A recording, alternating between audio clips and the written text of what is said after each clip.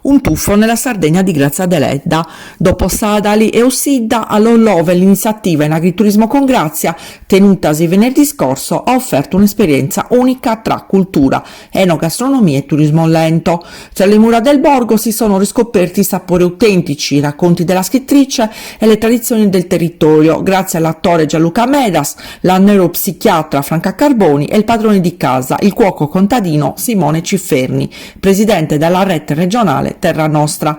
È stata un'occasione per valorizzare i piccoli centri e promuovere un turismo sostenibile. Oggi qui all'Ollove abbiamo concluso il progetto di In Agriturismo con Grazia. Questo progetto è stato voluto da noi di Donne Coldiretti e siamo già alla terza edizione e quindi appunto all'Ollove oggi la ultimiamo, le altre 2 giornate sono state a Osidda e a Sadali.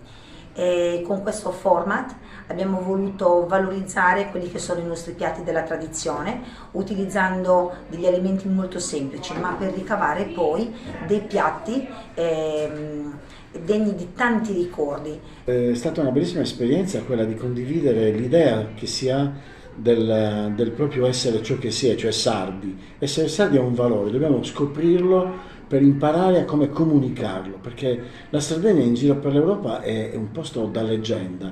Eccoci al terzo appuntamento di In Agriturismo con Grazia. Stiamo tirando un po' le somme di questo progetto che è in continua evoluzione.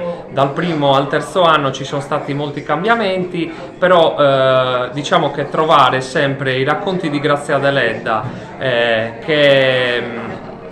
che troviamo poi sulla tavola risulta essere sempre un ingrediente vincente, ecco. Oggi, appunto, come nelle altre passate edizioni, ci siamo deliziati dei racconti di Gianluca Medas e Franca Carboni, che abbiamo ancorato a quelle che sono le materie prime del territorio. Oggi nello specifico abbiamo fatto 3 piatti tradizionali che abbiamo voluto costruire con i racconti della cara Grazia e dell'infanzia che in questo caso ci ha contraddistinto.